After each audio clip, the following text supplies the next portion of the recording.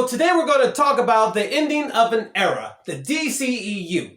Now, we got a lot to talk about, so let's get to it. Now, when the DCEU first started, we had high hopes because it's the first time that Warner Brothers actually took the time, to try to make some kind of, cohesive universe, make everything, lock in together and not really want to say, follow the Marvel mode or anything, or the Marvel model, nothing like that, but more like they wanted to do the same thing in terms of telling one story, which they haven't been doing up until this time. And actually, this was the first time that anybody has attempted to do it, so it was like mind-blowing, especially for, hardcore DC fans. Because up until then, Marvel was kicking ass. I mean, we had animation locked down. DC animation can't be touched. But no, movies, they had us. So when they decided to do this whole thing with the cohesive universe, Zack Snyder, it was awesome. Now, I know a lot of people had a problem with his vision. It was a little darker, and in the long run, all these characters weren't going to last. But, it's the DC. How many times have we rebooted the universe? You know what I mean? How many times have we rebooted the universe? I mean, they could have let this vision play out, let the actors and the directors, do their thing, and then at the end, reboot it again if they thought they could do better. You know what I mean? But it would have worked. In any case, let's take a look back in time at the DCEU and their movies. First off, you had The Man of Steel. That was an awesome flick. I mean, that set the tone. That set the tone for everything. I mean, there was things that I didn't like about the movie, I won't lie. But overall, went with the story and, it was okay. It ended up being one of the better movies in the end. Then we go to Batman vs. Superman. Now this one, I liked as well, but they rushed it. I mean, they just jumped to this real quick, where they could have did a little, backstory or had a movie with the Batman solo and then have this. I mean, this was kind of rushed. I mean, it seemed like Warner Brothers was desperate to get that Marvel money. You know what I'm saying? But anyways, moving on from that movie, we go to the first Suicide Squad, which I happen to like. I know there's a lot of people who prefer the second, but this one I happen to really like. The only difference is I wish they would have, again, let the director have his, use his creative talents, tell his story, and put that out there and see what it does. You know what I mean? Instead of Warner Brothers cutting it up, chopping it up, and trying to make it more friendly. That was their problem. But anyways, moving on from the Suicide Squad, then we go to Wonder Woman. Now that one set the tone. We saw Wonder Woman for the first time in Batman vs. Superman, but we really got to see her in this movie, so this is the fourth one down in, the whole Snyderverse, the whole DCEU so far. Now that Warner Brothers got the trifecta on the silver screen, Superman, Batman, and Wonder Woman, they decided to go all in. And then we got the Justice League, or the Justice League. Now that hurt us bad. I can't even tell you how bad that put us back, especially after having already like 2 or more Avengers movie under the belt. Yeah, that was bad. From Justice League, we go to Aquaman, which was it was a breath of fresh air. Going to Aquaman from Justice League was a breath of fresh air. Because it was something different. They got to expand the character more. He went more in depth, and so we got drawn into the character. That was good. Then, from Aquaman, we got Shazam. Now, Shazam was good too, but the only problem with Shazam, as far as I'm concerned, is, keeping it with the cohesiveness. They hinted at the other, characters being in his universe, but they could have did maybe a little bit more than that. I don't know. They could have just tied it in a little bit better, but okay, it fit, Freddy having some of, Batman's apparel, his Batarang, and, all these new news clippings. So I guess they tied it in, but they could have did a little bit better, a little bit tighter. But anyways, aside from that, movie was good too. Then you have the Birds of Prey movie. The Birds of Prey. You know what? It was a fun movie. It was cool, little backstory on, Harley and all that stuff. See, where they went wrong with the Birds of Prey is they could have built from that, and it wouldn't have been so bad if they would have took those characters and used them in a more serious way or a more prominent way in another, DC movie. They came in or, make an appearance in another show. If they would have made an appearance in another show, that might have gave it a little bit more credence.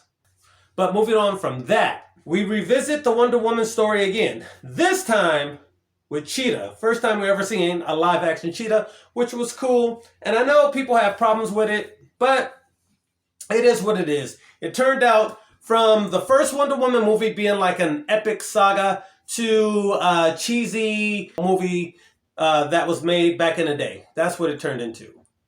But cheesy as it was still good. It was just flat because it felt like something that, was a dinosaur. It said, Wonder Woman 1984, but it didn't have to be made like it was made in 1984. You know what I'm saying? So that's what happened there. And so it was the Snyder Cut. Yes. Now, the 2017 movie, it was good for the simple fact that was the first time that we ever seen the Justice League together. So, it was mixed reviews, and I think a lot of the positive reviews, because it was some kind of quirky things in there, and it had the little Marvel flavor, but it didn't really say DC. So, it was some relatable, likable things in it. That's why it got mixed reviews, because otherwise, compared to the Snyder Cut, the original ideal, the original view, the original feel, tone of the whole story together was uncomparable. You cannot compare the two. There is no way that you can compare the two. Really, what they need to do is strike the 2017 movie from out of existence, implant the Snyder Cut, and then just keep rolling. That's really what they should do. But, the 2017 cut is TV friendly and all that good stuff.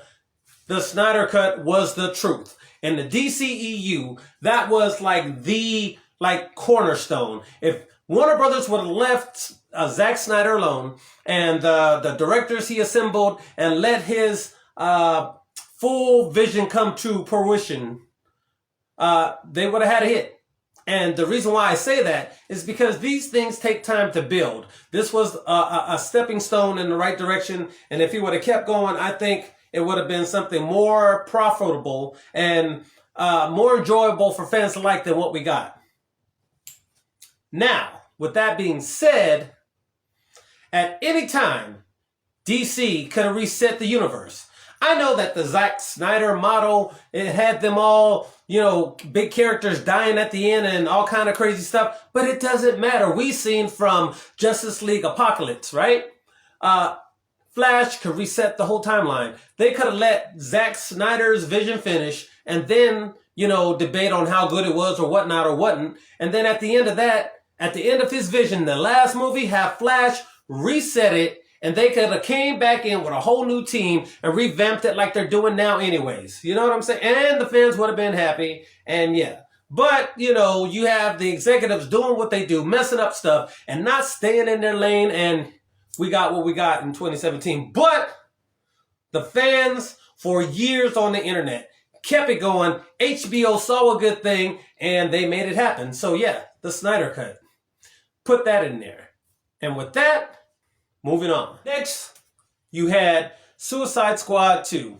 Next, you had the second Suicide Squad, the one that James Gunn did. Now, a lot of people like this movie. I really didn't care for it too much. I mean, it was cool, but I think he overreached with the characters in the beginning. Yeah, so, it was a lot of characters that nobody cared about, like garbage list characters, and he just actually took the time to try to put them in live action, and it didn't go over that well for me, but some people enjoyed it.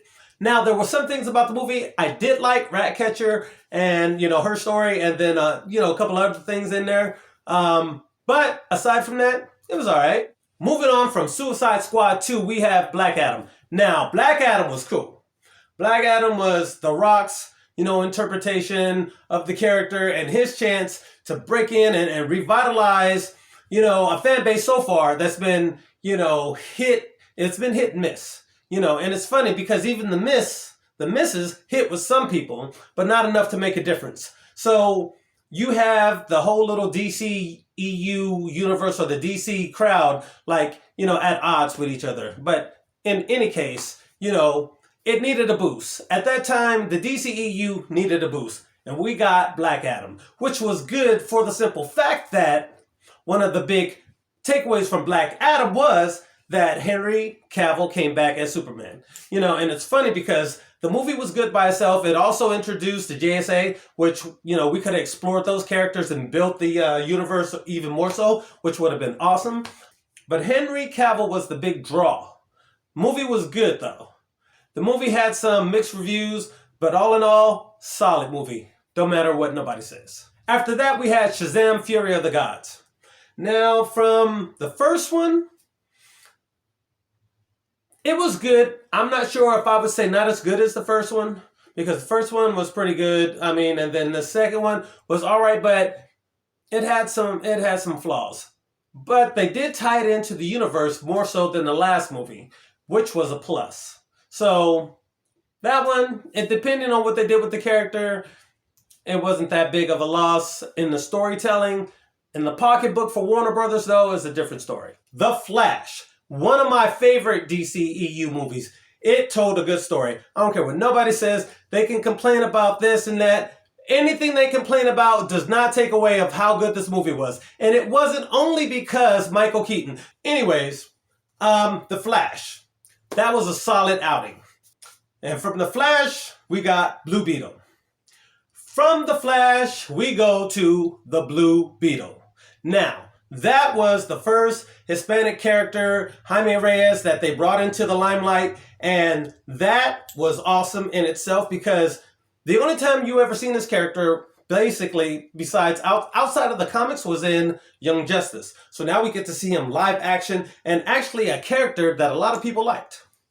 And rounding out everything is Aquaman 2, the ending of a saga. Aquaman 2 was the ending of the book. It's it. The end of the DCEU.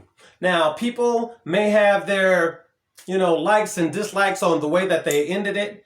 And to tell you the truth, I'm not sure that there was ever going to be a good way that was going to make everybody happy. Although I really feel Warner Brothers and James Gunn, since he has something to do with everything as it was closing, could have did a better job in paying respects to the DCEU instead of shoving it aside just so they can clear the path for his new venture. That's just my opinion, because you would have kept these people happy and waiting for this one instead of pissing these people off and saying, giving this the bird, like not even interested. Like you screw yourself by doing things that way. In any case, thanks for watching, and we've been talking about the DCEU in its entirety. And hey, leave your thoughts in the comments on what you think about it. And everybody should be excited to see what James Gunn does with the new DCU. But the DCEU, I think at the end, you can give it a solid B or a B+. If the new chapter in the saga doesn't do the same, if not better, then we're going to have problems. I don't care what kind of story they think they're going to tell. They need to keep it together. They need to do better than the DCEU, because that was, even though as crazy as it was, that was a good first outing.